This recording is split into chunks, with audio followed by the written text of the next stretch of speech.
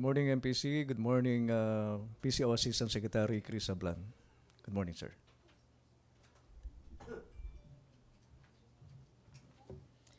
Thank you, Alvin. Magandang umaga po sa lahat and welcome to the weekly economic press briefing hosted by the Economic Development Cluster and PCOO. This week, we shall tackle the Pantawid Pasada program of the Duterte administration under the Tax Reform for Acceleration and Inclusion or TRAIN law.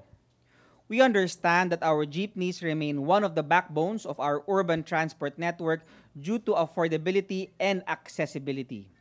The Pantawid Pasada program aims to help our hard-working jeepney operators and drivers cope with the excise tax on diesel fuels with subsidies via fuel vouchers or fuel cards for more than 179,000 legitimate jeepney franchise holders. Contrary to popular opinion, fuel excise under the TRAIN law is not anti-poor. More than half of the total fuel consumption in the whole country is consumed by the top 10% richest households. TRAIN was enacted to encourage fair and reasonable usage of imported fossil fuels and ensure that the government will have funds to provide for better infrastructure, health, education, jobs, and social protection for all Filipinos. Last July 11, the Joint Memorandum Circular for Pantawid Pasada was signed by the implementing agencies, and now, jeepneys across the nation are receiving their fuel cards and fuel vouchers from the Land Bank of the Philippines. During the signing ceremony, Department of Budget and Management Secretary Benjamin Jokno said, "We are hopeful that this program will provide relief to our transport sector as we all continue to work towards our vision of real change, a better and more inclusive Philippines." Now, to explain a few details of the Pantawid Pasada program, let us all welcome Land Transportation Franchising and Regulatory Board or LTFRB Chairman Martin B. Delga III. Chairman Delga.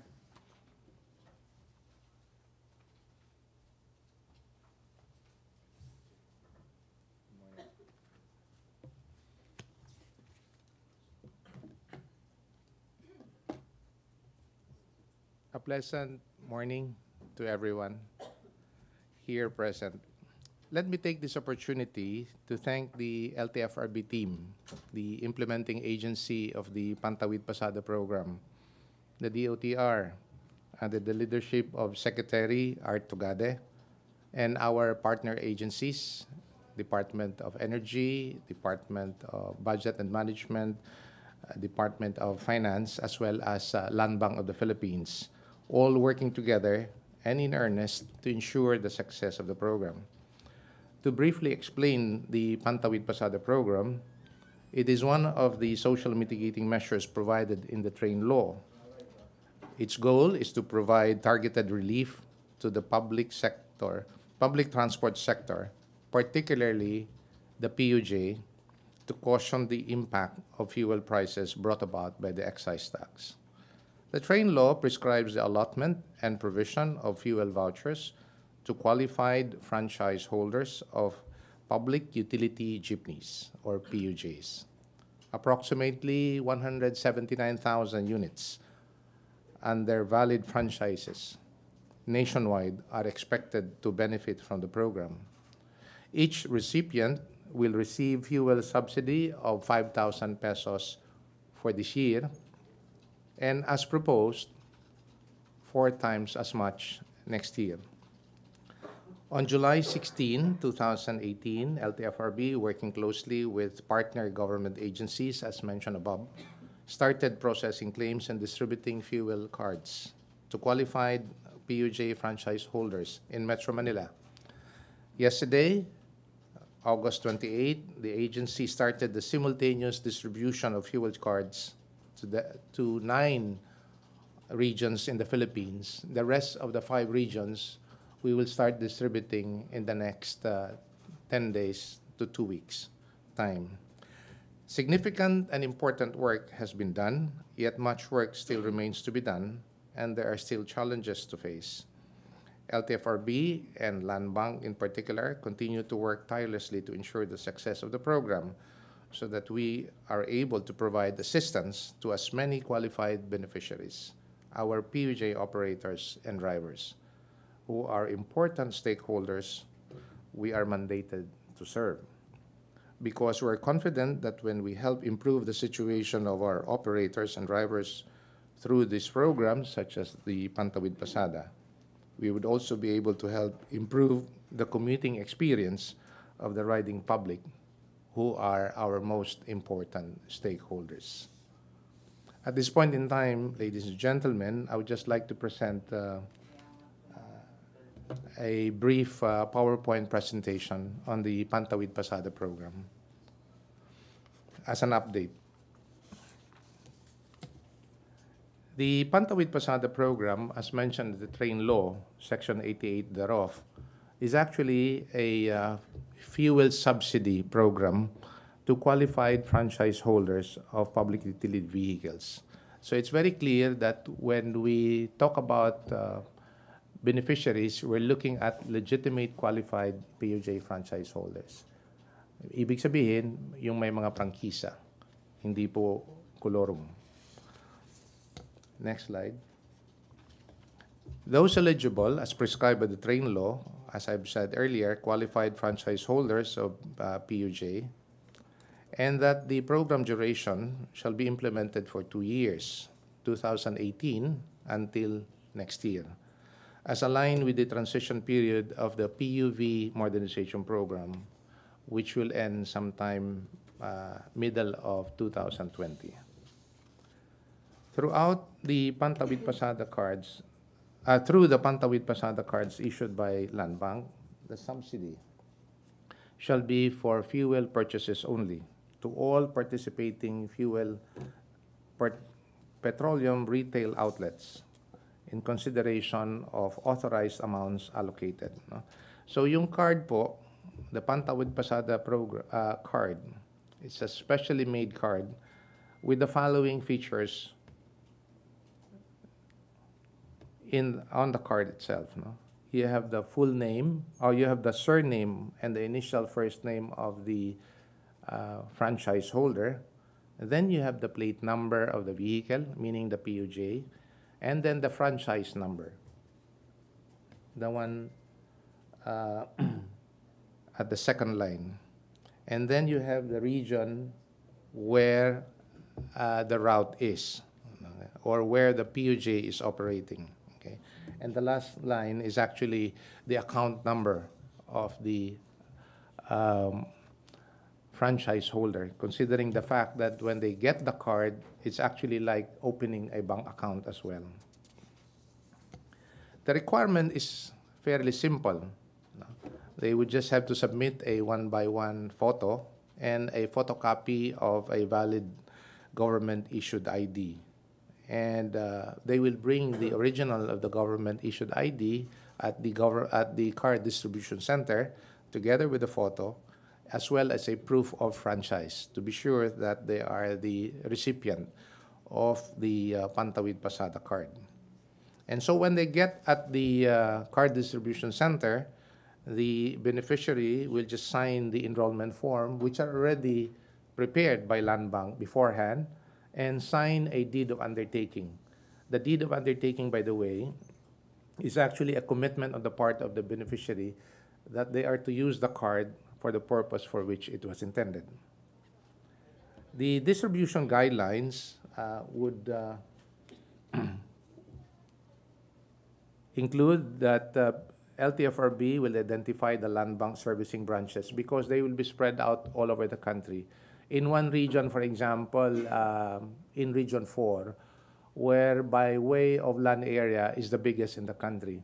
If you would recall, it's composed of 2 sub-regions, Mimaropa and Calabarzon, and a number of these are actually island provinces, and for which reason there would be a number of card distribution centers than usual, because what would normally happen in other land-based regional offices is that if there are only a few number of cards or a few hundred number of cards to be distributed, it would just be at either at the main branch of Land Bank in that area or at the regional office of LTFRB. So these distribution centers, by the way, are already identified, and that the regional directors were already directed weeks before the actual distribution, which started yesterday, to engage the public through the media for purposes of information dissemination on where the distribution would take place. And that the claiming of the cards will be scheduled as per operator assigned by the LTFRB. Okay. The list of beneficiaries are actually posted at the entrance of the assigned distribution center, but they're also posted in the website, so that for those beneficiaries who are interested to know whether their name is in the list, they can go into the LTFRB website and go to the menu where the Pantawid Pasada program is, and just click the list. Claiming the cards would require personal appearance of the franchise holder, pretty much like opening a new bank account. Okay. And the claiming process is fairly simple. No? It's 1, 2, 3, 4. So just check on the list and then prepare the requirements, the 3 requirements as I mentioned earlier. And then they will just go to the card distribution center, and then they will be able to get the cards. When they get the card, they will go to the nearest ATM for it to be activated. So, ganun lang ang gagawin nila. As mentioned, the assumptions insofar as the amount allocated is concerned is actually that for 2018, the amount allocated is 5,000 pesos per unit, which covers close to, or thereabout, 179,000 of it all over the country. The entire amount actually is close to 1 billion, or to be exact, 977 million. As proposed, as mentioned earlier, as proposed for next year, it would be 4 times as much as of this year. No? So in terms of timeline of implementation, you have the program preparation, middle of the year, and then you have the pilot distribution of the first 10,000 cards in Metro Manila. We actually have put it up in the central office of the Land Transportation Office in East Avenue, Quezon City, but we intend to identify other card distribution centers all across Metro Manila, preferably where the PUJ operators are operating their routes. And the verification of beneficiaries and card distribution, at least insofar as the regional distribution is concerned, actually started August. And we started with the distribution yesterday. And our target would be within the quarter, on or before the end of September. As for some update on the regional distribution, we actually have started distribution in 9 regional offices. No? In Region 2, in Cagayan Valley, Region 4, in Mimaropa and Calabarzon, Region 6, in Iloilo, Region 7, Central Visayas, 8 in Tacloban, Eastern Visayas, 10 in Cagayan de Oro, Northern Mindanao, 11 in Davao Region, and 12 in Coronadal, South Cotabato. The figures are there as to the number of cards have been produced for distribution to these regions. The signing of the joint memorandum circular was done sometime July 11, 2018, which started off with the preparation and eventually the distribution of the cards. We have some photos on the distribution of the cards. First at the LTO central office, and then we also have it in the regional distribution centers in Davao, in the Tuguegarao, in Leyte, and in all other regions. So that's it for the update insofar as the Pantawid Pasada program is concerned. Thank you, Chairman Martin Delgra. Question, MPC Bombo Raymond. Mike, please. Sir, good morning, sir. Chairman, sir, so yung card could be used as an ATM card na pwedeng ipag-withdraw sa cash? It's like this. Insofar as what we have discussed with Land Bank is concerned, it is it's a specially devised card for which it is for fuel purchases only. Okay, we have advised the PUJ operators that they are to go to the participating gas outlets with POS facilities. Kasi po, doon nila gagawin yung pagsaswipe ng card na yan doon sa mga gas stations. So hindi ko ma-withdraw as cash? Ano po? Hindi ko ma-withdraw as cash. Halimbawa, kung ako yung operator o yung driver, Apo. ay gustong i-withdraw yung using that FOS yung sa kung saan pwedeng gamitin yung card. Hindi ko pwedeng i-withdraw as cash, kundi diesel lang talaga or gasoline yung ilalabas. We have to use that in the gasoline stations insofar as the card is concerned. This is how it is. Insofar as the features of the Pantawid Pasada program is concerned, as mentioned earlier, the card itself will tell us that it is for fuel purchases only and that it is specific to the holder. Pangalawa, as mentioned earlier, when they get the card, they will have to sign the deed of undertaking. The deed of undertaking specifies two things: that they are to commit, that they are to use that for the purpose for which the law intended, which is to purchase fuel for their vehicle only. And if they do so for any other purpose, the possibility is that two things, either they get blacklisted or that they will ask to refund the money. So that's basically what we're telling them. Yun nga sir, parang his word or your word, yung commitment, how could we possibly monitor, even lalo sa mga probinsya, na yun nga ay ginamit sa fuel purposes only? Actually, we're getting report from Land Bank itself on a regular basis that there are a few violations made by the operator. And that's precisely why what we're telling the operators to be consistent with the program, kasi para sa kanila naman ito, at tulong ito para doon sa PUJ, in fact, ibig sabihin hindi po sa ibang modes of public transport na binibigay ito. So kinikilala ng gobyerno na the PUJ is one vulnerable sector that we need to help insofar as yung pagbabiyahe nila is concerned, So that's the purpose of the law. Thank you, sir. Thank you, Bombo Raymond. Jingy Batigado sa IBC, please.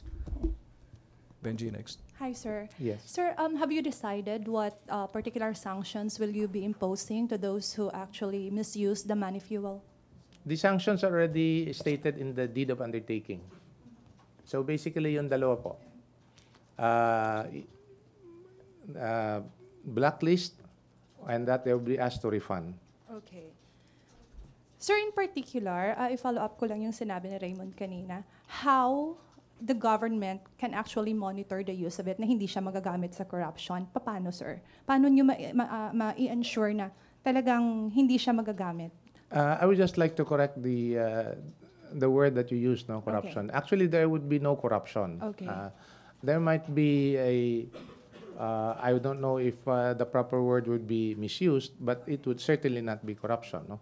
But that said, as I've said, Land Bank would be able to monitor that on a regular basis. In fact, we're getting report on those things. As earlier, ano po? Yeah, sorry, sir. Land Bank alone? Because Land Bank is the one that takes care of the account of all these beneficiaries that are enrolled in the system. Oh, okay. Thank you, sir. Thank you, Jingy. Benji, Celerina, Joseph, and Pia. And after Pia, Chona. Benji, please. Sir, good morning. Hi. Sir, dun sa yung tanong na may mga lumabag, were they informed na hindi to pwedeng ipa-encash? Sometimes, Yes, actually, I'm sorry. yung kasing information is that lalo na sa probinsya, when you give them an Apo. ATM card, siyempre isa yung thinking nila is to get the money. Apo. They have been informed. In fact, as mentioned, the regional directors were directed to engage the public on what the program is all about, and so that they would be able to inform the intended beneficiaries kung ano yung programa na yan. Pangalawa, when they go to the card distribution centers, the beneficiaries are actually informed of the contents of the undertaking before they are to sign the undertaking. So alam nila yung pinipirmahan nila na yung undertaking na yan. Kasi most of them hindi naman nakatungtong din ng mga high school or college, yung pong ibang I would not driver. I would not think that most of them would not know, because in the first place, for example, the fact that they were able to apply for a franchise and they went to the process of having to apply it. No? I mean, these are processes by which people of some level of intellectual maturity would have. No? So ibig sabihin, I would like to think that most, if not all of them, would be able to understand insofar as the program is concerned and the responsibility that you have to assume when you are to benefit from this program. Is 5,000 enough for them for this year? And so, if you are going to ask me about it, I really would not have a personal opinion insofar as the amount is concerned, But that has been arrived at insofar as I was informed by the Department of Finance in computing as to how much it might cost or it might affect the PUJ sector when the train law would come into effect. As you were saying a while ago, yun next year po, bali 4 times? As proposed po in the budget. So that would be 20K for a year. Yes, 5,000 per quarter. Not necessarily. Just like what we did this year, the original idea was actually to spread it out for the rest of the year, when we started distributing it in July. But when we got guidance from Secretary Tugade, that since it's actually for fuel purchases anyway, and they're going to purchase it at any time, might as well give it at one time. So that's what happened. So perhaps that is also what's going to happen next year, if ever. But we will still have to review as to what will happen this year so that we'll be able to ensure a proper and effective implementation of the program for next year. Okay, sir. What happened kung halimbawa bumaba yung fuel price sa market? Opo. I-recall din ba ito? Or I will have to ipagpapatuloy pa rin pa ba? I will have to defer that question to the Department of Finance because it's actually a social mitigating measure under the train law. So I would hope that I would also be getting guidance from them. Okay. Thank you very much, sir. Thank you, Benji. Thank you. Celerina, Joseph, to be followed by Pia and Jonah. Good morning, sir. Sir, you have mentioned that there were several violations reported already. Opo. May we know how many and from what regions and what kind of violations, and meron na bang na-penalize for those violations? In terms of penalty po, we had the system, how do you put it, suspended. Ibig sabihin hindi na magamit. So how many were suspended That I already? would not know yet as to the numbers, but there are only a few actually. I don't have the numbers at the moment. No. Pero But sa- at the same time, yes, you were about to say something. Saan po yung rampant? Sang area, sang region? There were a few in Metro Manila and in Region 11. You cannot give any figure, like estimate? I could not give any figure for now. So, no. Sir, It was just reported to me insofar as the figures are concerned. Sir, these cards are being given to the operators. There was one unique situation perhaps that I can share you with, that the operator was actually trying to use the card at a gas station, but apparently the gas station did not have any POS facility, no, as we would have wanted to, and inconsistent with the program. So what he did was,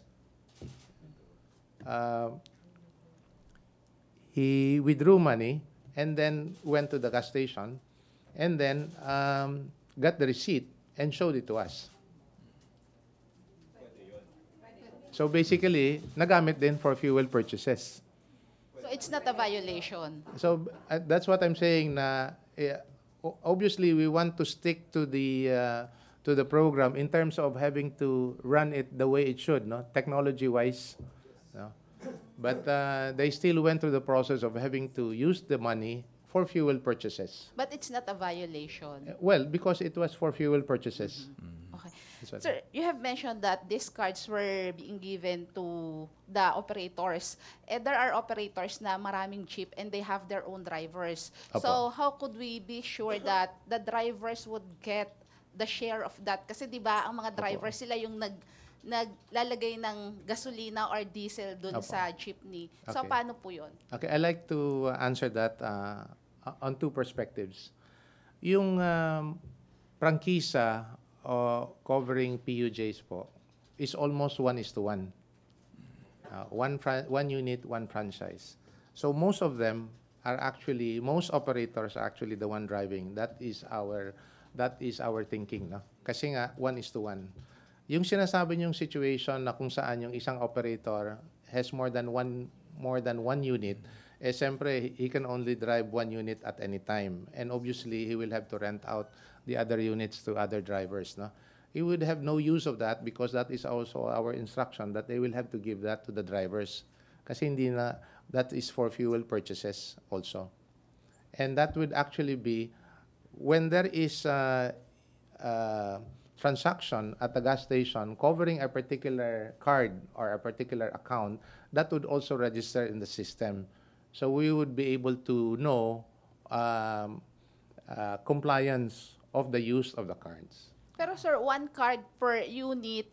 Pero like for instance, yung card na yon, yung operator merong like 3 units. Kaya nga, He could use that card. Naka-indicate ba doon pag nag-purchase na pati yung plate number ng sasakyan Opo. nandun yung gumamit? Opo. So, ibig sabihin, pag gagamitin mo yung card, sa isang driver, for example, gamit niya yung sasakyan niya, pagpunta niya dun sa gas station, kailangan yung plate number na nasa card should match the plate number of the vehicle that he was driving at the time. Those are among the features of ensuring compliance. Okay. Okay na, Celerina. Thank you, Celerina. Joseph, please. Sir, sa budget lang, for next year, can I get the exact figure? Kasi you said 4 times as much. The figures as proposed actually is, can we have the, let me see here.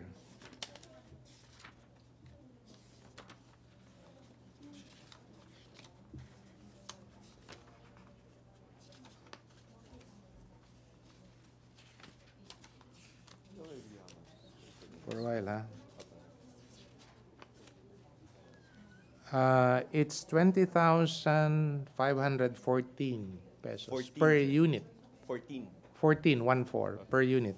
20,000. But then again, but don't be fixated on the amount per unit. Kasi nga, as the number of units under franchise changes from time to time. No? Kasi merong mga prangkisa na nag-expire at saka hindi na nagre-renew, may na nagdadagdag, yung mga ganon. So ito po, estimate lang ito. So that's why I was saying earlier na yung the proposed budget for next year would be more or less 4 times as much as this year. All right, sir. But as to the exact figure, I would rather not entertain the thought na kailangan merong yung exact figure per unit. Okay, sir, but let's work with the 2514, right? Yes, sir. Divided by 365 days, that will be 56 pesos, sir, na subsidy daily. Well, if that is the computation, that would arrive at. So you think it's enough, sir, for a jeepney driver to have 56 pesos? Or is the idea pangdagdag lang talaga sa hindi siya yun? Ganun nga talaga yung idea. It's really a fuel subsidy. Hindi yung pangsagot sa problema nila. Apo. Okay. Sir, Okay, because yesterday we had a report po. Kasama nung isa naming reporter yung isang driver. And ang common problem, I think, is that yung mga gasoline stations would not have the POS. So they went to maybe 3, and then dun sa 4th pa lamang na gas station, nagkaroon ng POS. So what do we do with that kind of situation? We have, at first, we got that report also, no? Much earlier, actually. And that we have talked to DOE and having to address that. We understand that I don't have the numbers that was given to me by DOE, but not all gas stations, participating or non-participating for that matter in the program, have POS facilities. But we have requested DOE na kung pwede, yung magpa-participate ng mga gas stations ay merong yung mga POS facilities precisely to to make it easier on the part of the beneficiaries to avail of the program. Sir, talk to the drivers. Kung may ganyan na meron silang difficulty, what can they do? We will have at the moment I will have to review the with DOE insofar as those specific concerns. No? But right now we're actually saying that you need to go to the participating gas stations. There are about, if I'm not mistaken, about close to 2,000. No? 700. I'm sorry, but I don't have the figure on the participating gas stations. More than 1,000, more or less. We're talking about Petron, Chevron, Shell, Phoenix, Unioil, Sea Oil. So they're spread all over the country, actually. Okay. Sir, so right now, wala talagang choice sa mga jeepney drivers. Kung walang POS, di pa tayo, no? Apo. Okay. So, sir, pwede ba yung kanina na situation na sinabi nyo na We took exception to it, actually. Okay. So, pwede, sir, na mag-withdraw using the land bank account. And then, where do they show the receipt that it's been used for fuel purchase? No, So, because halimbawa, sir, ako yung driver, no? Walang POS. Because you can actually use the entire amount for fuel purchase. You can also use the same, in part. What I'm saying is that if you're going to buy fuel for X amount, you can probably use the card for lesser that X amount. Yes, ang situation po, sir, is walang POS na available. Yeah, I know. And then now, kailangan na niyang bumiyahe, right? Ang madaling araw or ganon. Walang POS yung malapit na gas station sa kanya. Can he withdraw money from an ATM and then use that money to purchase the subsidy? Actually, I cannot say that because that would be inconsistent with the program. But what I'm just saying earlier is that we took exception to it insofar as that situation is concerned. But as a general rule, wag pong gamitin to withdraw. Yes. Kasi That's basically what we're saying. That let's try to be consistent with the mechanics of the program. But let's not lose the spirit of it, which is actually tulong na rin doon sa mga POJ operators. Yeah, but for the meantime, you will not encourage yung mga drivers to use the money to withdraw and then... Because the propensity to use it for other things is there. No? Okay, get it, sir. Sir, you mentioned 179,000 units, right? 179,000. And of this number... At the start, it is 179,852, as mentioned there. It's now down to still about 179, but lower than the number that we have projected there earlier. Ano yun, sir, na lower than? Yun yung mga nagkuha na? No. I'm talking about the units. I'm not sir. talking about the beneficiaries na kumuha na. I'm talking about the units. Kasi yung iba doon, as I've said, nag-expire o kaya hindi na nag-renew. Yung mga ganun. Pero sir, yung pong mga, teka lang, just have to take it.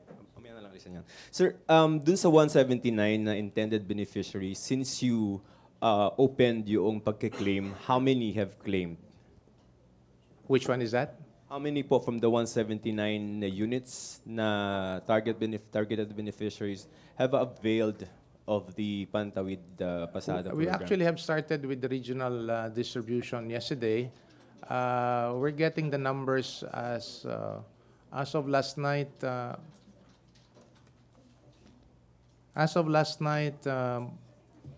Close to 2,000 already on the other regions.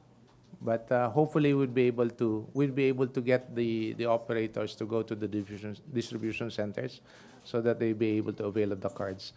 By the way, we started with the distribution center yesterday, and it will continue until we will be able to give out the last cards.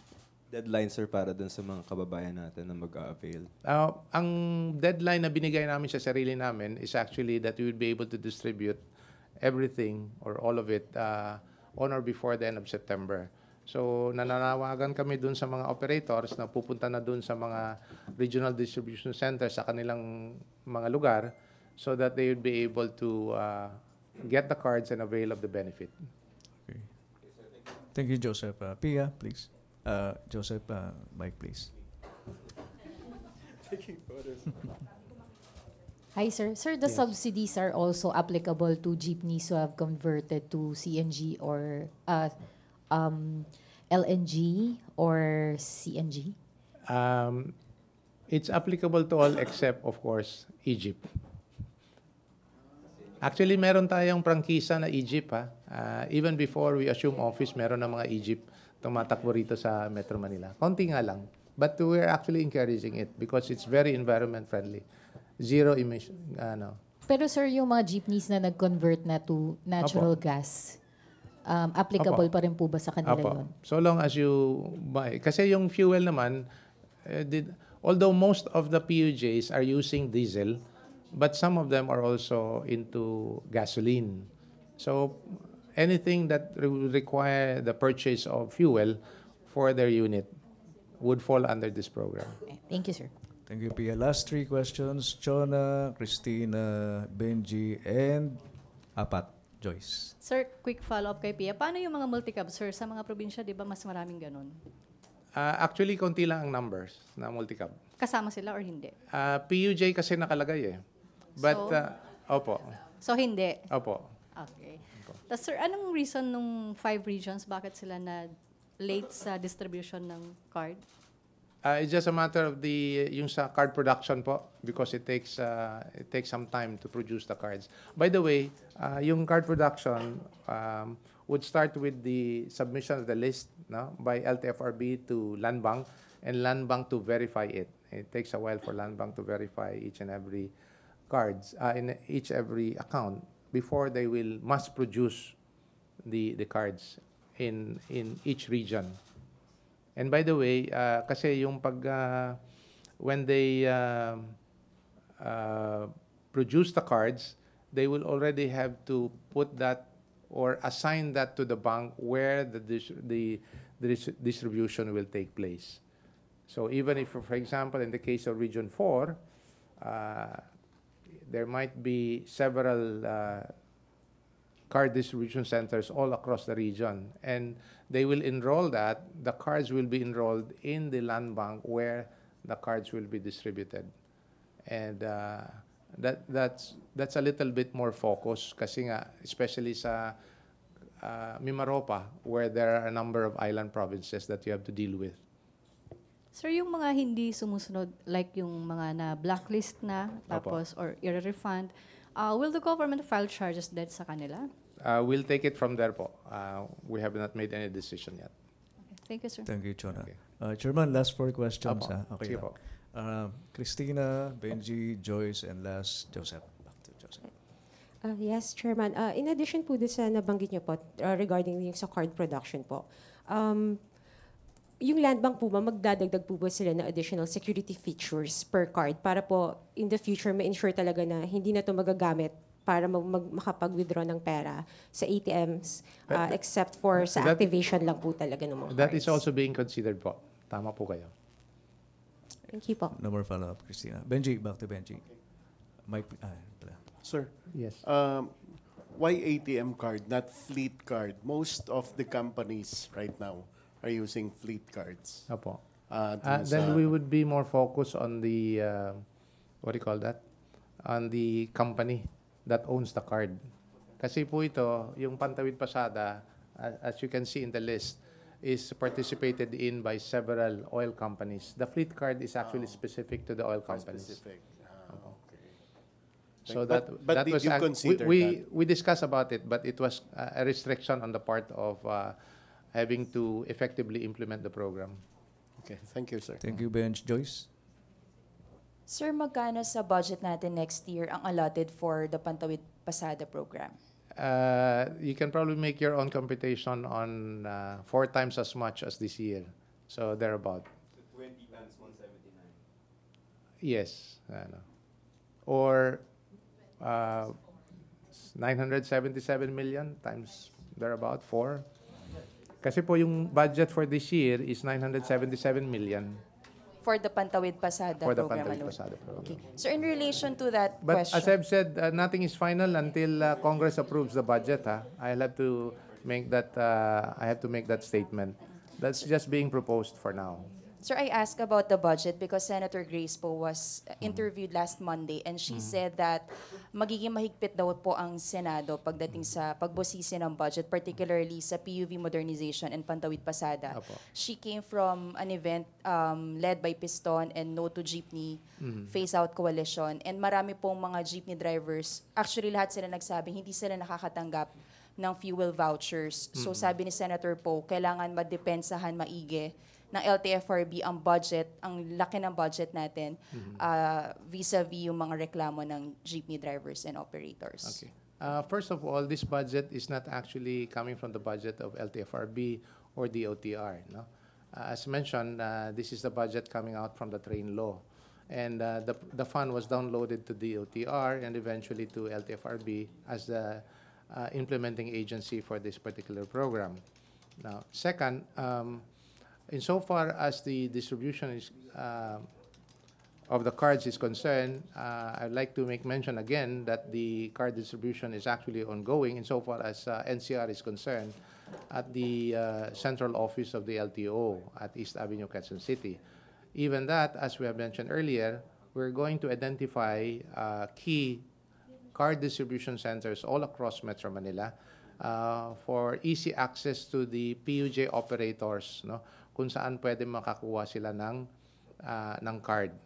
We're thinking of yung mga high volume routes of where PUJ apply so that we will identify places na good enough to accommodate a large number of people and near an ATM kasi yun yung requirement ng land bank para lang pagkatapos na matanggap yung pera, ma-activate na nila yung account.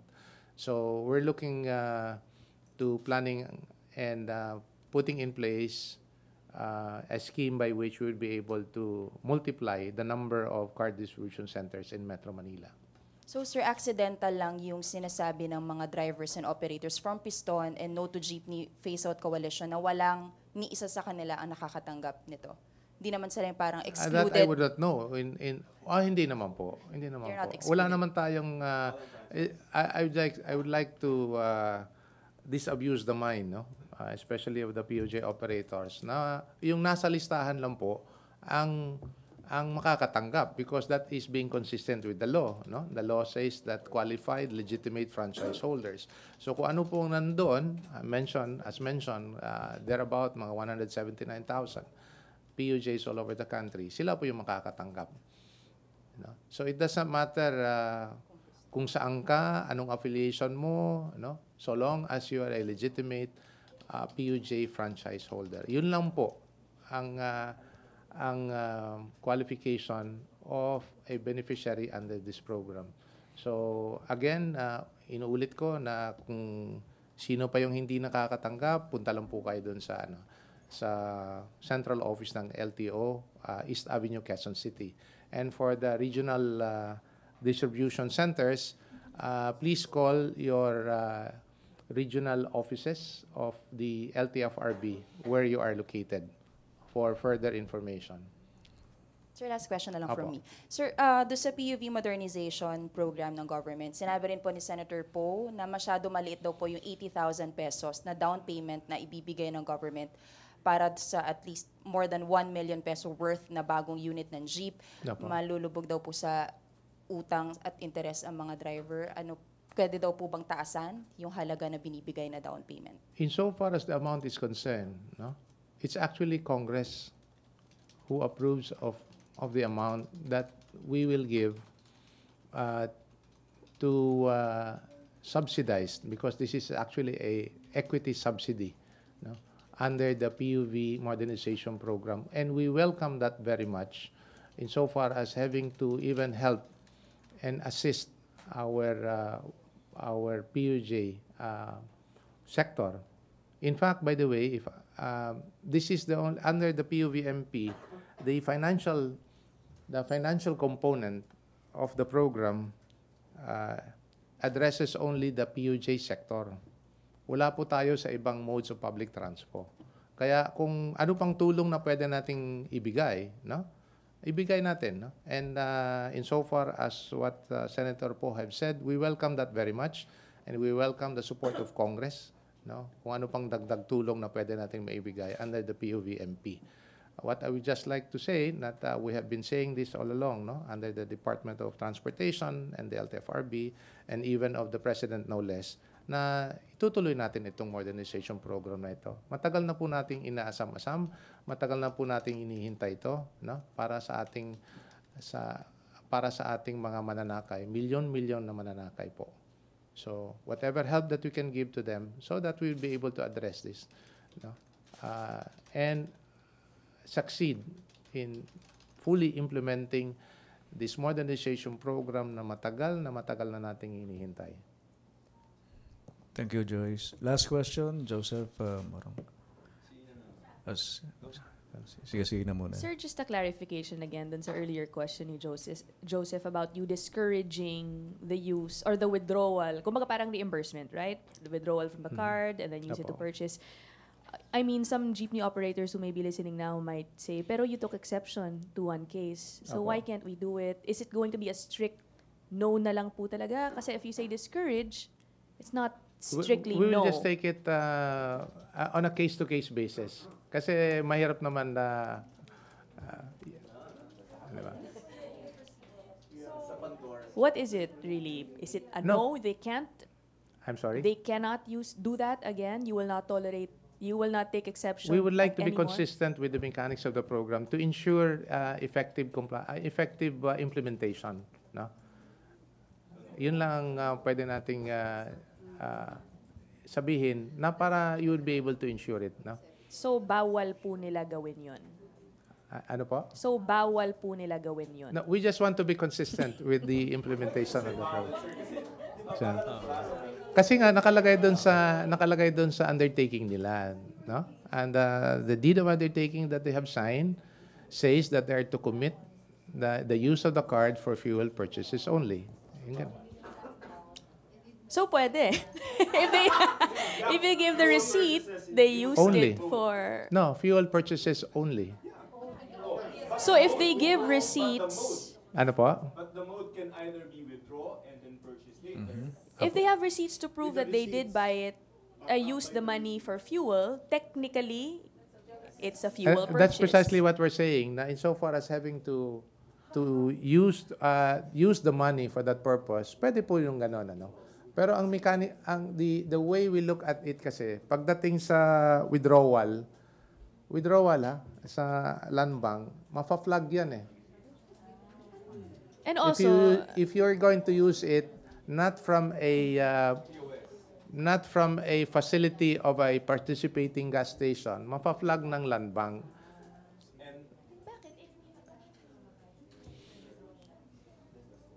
What I'm saying is that there are exceptions, yes. But let it not be said na yung exception magiging general rule. That's just what I'm saying.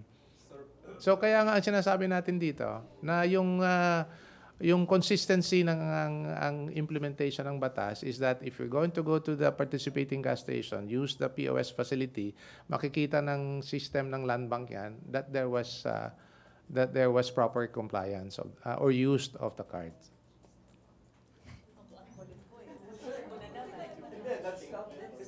Sir, sorry Apo. But if they have a receipt to show that they used it to buy fuel and then they give it to LTFRB, Apo. pwede ba yun? That's precisely why we're saying we take exception to that. So pwede? Apo. Ano po? If they can do that, that's precisely why I'm saying that we are going to take exception to it because it's still consistent with the spirit of the law. So, ano? So, sir, But in allowed terms siya. of monitoring the use of the card, no, it goes against the beneficiary. Yan ang sinasabi ko. So, kumbaga, kasi sir, nga, ano na lang, mapa-flag sila doon sa system eh. if they insist on doing that, it might risk them losing their cards. Yes, that's what I'm Yun. saying. Okay. Thank you, sir. Sir, we're trying to help you, Sorry. No, kasi parang we're coming from the perspective of hindi naman nila fault na walang mga POS yung mga gas stations, right? Apo. So, okay. Taking off again from Ina's point of view. Okay. Ang point that you're trying to make is that you can do it at your own risk. Tama ba? Na parang pwede ka, pero mahabang proseso yan, makikita yan ng land bank, and then i-justify mo pa kung bakit hindi ka nakaganon. Tama? Can we just get a soundbite on the policy on the withdrawal, sir? The use of the card has to be consistent with the program. And the way to monitor the program is that you are to use that in the participating gas stations for buying fuel. As mentioned in the law, it is for fuel purchases only. No? So that's basically what it is, for proper monitoring. No? In occasions, as you said, na merong walang POS, that's the one that we're trying to work out with DOE, the Department of Energy, insofar as the gas stations, participating gas stations are concerned. No? So, if ever, I'm looking at Joseph now.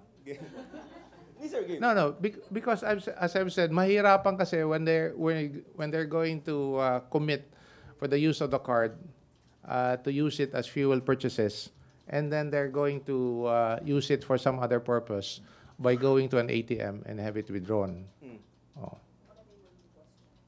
And that would be a flag in the system insofar as the land bank is concerned, and they will report it to us. So it might be good that for them, kung talagang ginamit nila yan, they probably have to show proof na ginamit nila for fuel purchases. So, kumbaga, they can, but medyo komplikado, no? Precisely, the process might take a little longer for them to prove otherwise because they themselves committed to use the card the way it should. Meaning risky. I'm sorry? Risky on their part, no? I don't want to use risk. No? I don't want to use the word risk. But we just want to be consistent with how we're going to implement the program. Okay, so maybe related topic. When do you solve that problem of gas stations not having POS? Kasi parang you're going to implement this. I don't think the distribution is the problem, you know? But yung pagkuha ng benepisyo, yun yung medyo problema. Didn't you prepare for the number of gas stations that would need the POS? No, actually, one of the things that we have discussed with DOE during the technical working group meetings that we had was precisely to address this issue. And yung may mga POS facility, because the card is to be used using the POS facility of the gas stations. So, yun ang gusto nating klaruhin sa Department of Energy, kung yung mga participating gas stations ba ay merong mga POS. As you said, na merong mga gas stations na wala. Na. Okay, sir. So, kung halimbawa naman, gas station ako na owner, no? And kunyari, meron akong POS, but I don't want it to be used for the Pantawid Pasada program. Apo. That's an illegal act, right? I I deny a driver to use the Pantawid Pasada card in my because you're gas not station. a participating gas station. I am. Okay. So, The premise of your question, because you're not a participating gas station. may ganun kayo na inalaw na Hindi, because if you are not, then yung gas station na yan can decline. Bakit may pinayagan kayo, sir, na hindi sumama? If you want to help drivers. I know, actually, we're inviting as many.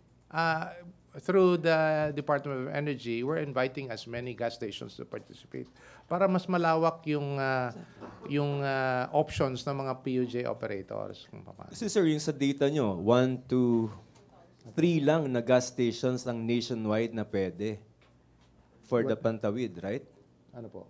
Tatlo lang, sir, yan. Shell, Petron, and then Phoenix. Apo. All the others, yung halimbawa, Caltex yung gas niya. Hindi namin, I just like to, again, correct the impression. Hindi natin pinagbabawal. In fact, we're inviting more gas stations to participate in the program. Yes, exactly. But hindi na lang mandatory, sir, na all gas stations in the Philippines would have to honor the Pantawid Pasada program. I will have to take it up with the DOE regarding that. Kasi, okay, sir. So we 170. did discuss that with DOE together with the Association of Oil Companies. No? So, siguro we'll have to get back to them. Okay, Secretary Cruz. Salamat po. Sir, ano lang last? 179 franchise holders, no? So 1:1. So 179 franchises, yes? Apo. More or less. It's actually, if you be detailed about it, it's 1.3 units per franchise. Okay. Sir, ilan yung mga kolorum? Obviously, wala ang mga kolorum. Hindi, I mean from our streets. We would not have a number as regards You that. don't? Okay. Okay. Okay, maraming salamat MPC, maraming salamat LTFRB Chairman Martin Delegra. Thank you Back very to main much. studios of Radyo Pilipinas and PTV.